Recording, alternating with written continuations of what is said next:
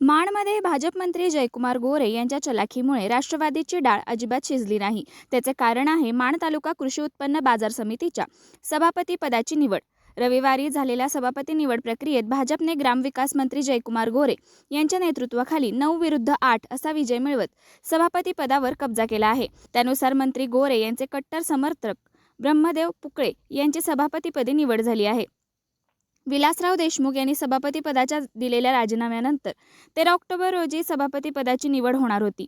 मात्र त्या दिवशी राष्ट्रवादी काँग्रेसचे 9 संचालक उपस्थित होते, तर भाजप प्रणित सर्व संचालक गैरहजर राहिल्याने कोरम अपुरा ठरला आणि निवड प्रक्रिया तहकूब करण्यात आली होती.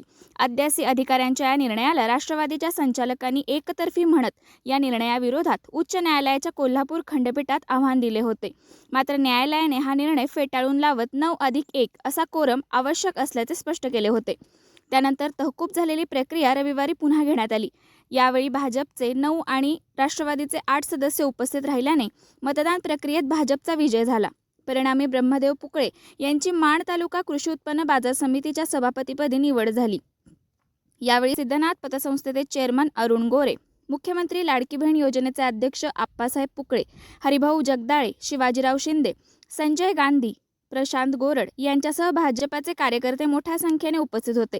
या निवडीबद्दल ब्रह्मदेव पुकळे यांचे ग्रामविकास मंत्री जयकुमार गोरे, सोनिया गोरे तसेच इतर मान्यवरांनी अभिनंदन केले.